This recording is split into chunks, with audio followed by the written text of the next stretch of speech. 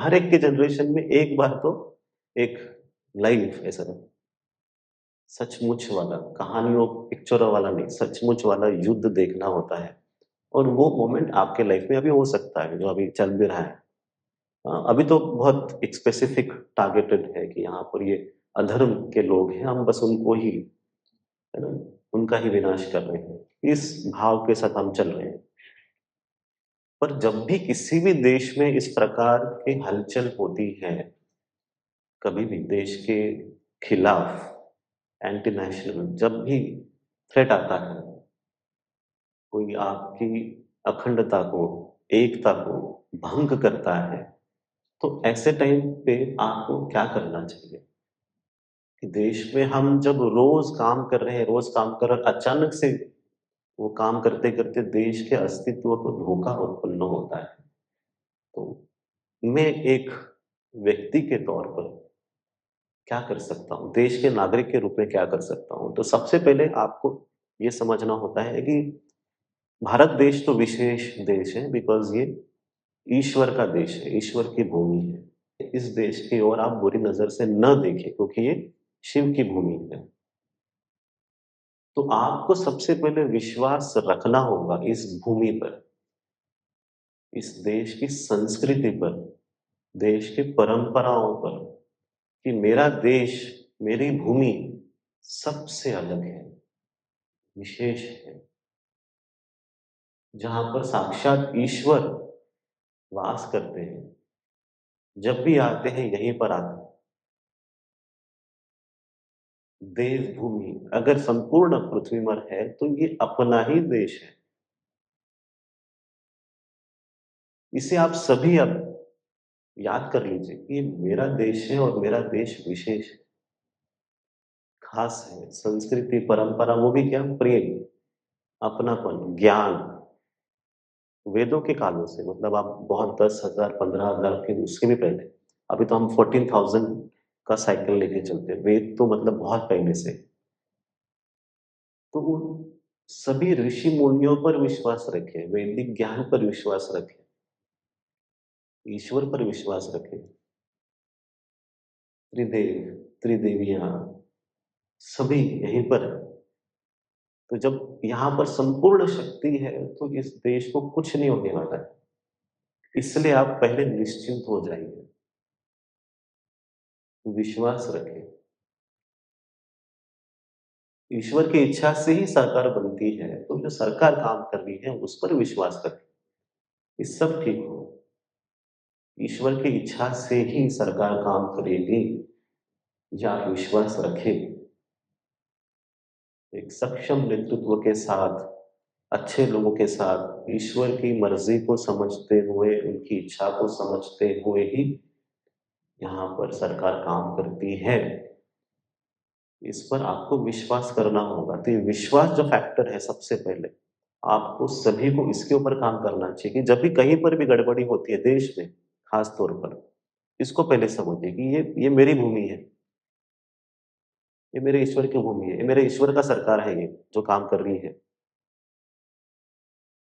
तो जो ईश्वर की सरकार है वो काम कर रही है, तो मुझे भय किस चीज का? और जब हमने काम किया, मैत्रीभूत परिवार ने ऐसे ही काम किया है, सभी अपने हैं, भय रखा ही नहीं, तो इसलिए कुछ कभी हुआ ही नहीं, काम तो कर ही रहे।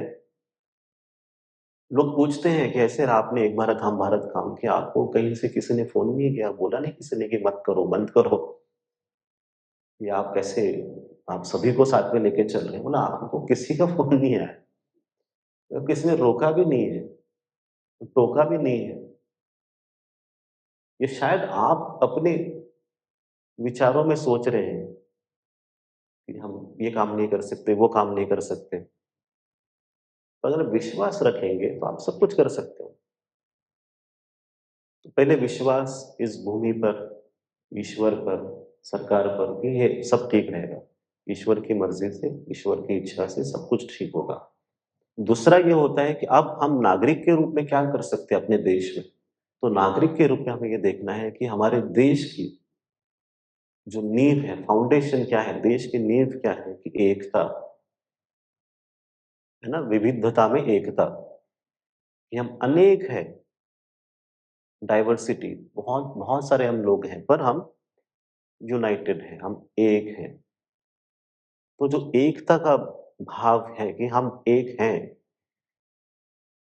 एक भारत, हम भारत जब बात करते हैं हम एक हैं, उसे बनाने की कोशिश करना। क्योंकि होता क्या है कि ऐसे टाइम पे अलग-अलग विचार आते हैं, अलग-अलग विचारधाराएँ आती हैं। उस वक़्त पर आपको एक ही करना होता है कि हम सब एक हैं, क्योंकि जब आप एक संघ होते हो, तब एक शक्ति के रूप में आप अपने देश के लिए योगदान दे सकते हो। इसीलिए हम सबको एक संघ रहने की कोशिश करना होता है। एक संघ रहने की कोशिश करना होता है कि हम एक ही देश के वासी हैं। हमारा जन्म इसी देश में हुआ है, इसे हमें समझना होता है। हम एक संघ, एक भारत, हम भारत हैं।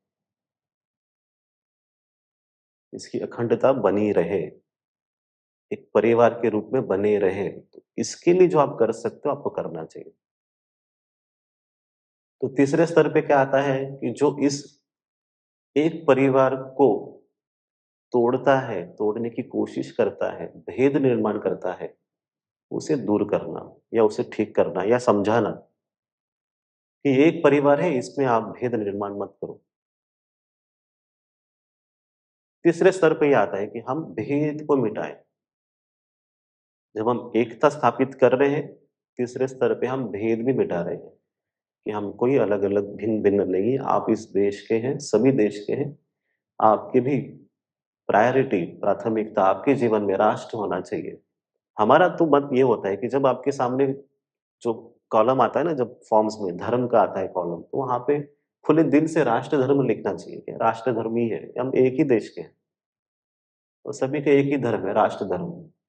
ये इसी हिसाब से बनना चाहिए। लोगों तक इसी भाव को लेके चलना है कि हम एक हैं, और जो इस एकता को तोड़ता है, उसको हमको समझाना है और उस व्यक्ति को, उनके विचारों को जगह नहीं देना है।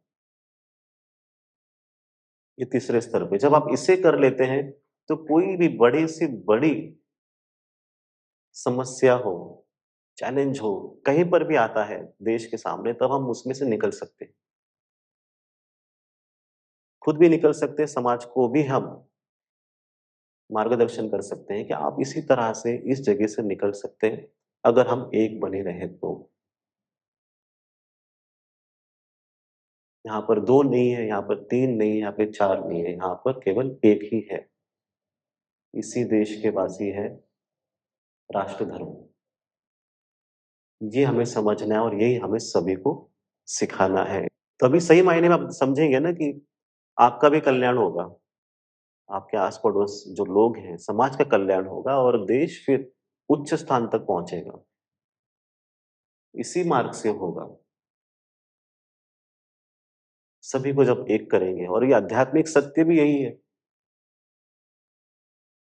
आध्यात्मिक सत्य क्या है? We all are one. और वही आध्यात्मिक सत्य हमें स्थापित करना है कि सब एक है, एक ही देश, एक ही परिवार। हालाँकि भारत जैसे देश में हमको बताना ही नहीं चाहिए किसी को, रिमाइंड ही नहीं करना चाहिए। You should know this since birth. बचपन से पता होना चाहिए कि हम सब एक हैं। अब हम ये जो कर रहे हैं अभियान, एक भारत हम भारत, उसकी ज़रूरत नहीं होना चाहिए। बोला क्यों आप बता रहे हो हमको? हम तो एक ही है, आपको बताने की ज़रूरत क्या पड़ रही है? नहीं पड़नी चाहिए ज़रूरत। But we are doing it because शायद आप भूल गए, आपके स्मरण में नहीं है। तो अभी हम आपको याद दिला रहे हैं कि देखिए हम सब एक हैं। तो 3 स्तरों पर हम काम करेंगे और आप देखिएगा देश की जो नींव है, वो और दृढ़ हो जाएगी, फाउंडेशन जो है बहुत स्ट्रॉन्ग हो जाएगा। And then we'll be able to slowly build floors above it. एक-एक धीरे-धीरे हम और उन्नति कर पाएँगे। तो 2028, 29, 30, 31, 32 जब चिंता मुक्त भारत को पूर्ण रूप आ जाएगा, उसी दिशा की ओर चल रहे हैं ना। हम ऐसे ही नहीं ना, जब क्योंकि हम मैत्रीपूर्ण परिवार कह रहा है मतलब वो कर रहा है। ये सिर्फ अभियान नहीं है, प्रोजेक्ट नहीं है। चिंता मुक्त भारत, एक भारत हम भारत, ये प्रोजेक्ट नहीं है, ये जीवन है, जीवन। तो मैत्रीबोध परिवार इसको अपने जीवन के हिसाब से देखता है और वो कुछ भी हो जाए, वो संकल्प पूर्ण होगा ही होगा। जो संकल्प है, वो खुद ही वहाँ पे जाने वाला है, वो खुद ही पूर्ण करने वाला है। आप केवल उसमें योगदान देंगे, आप उसके साथ चलेंगे।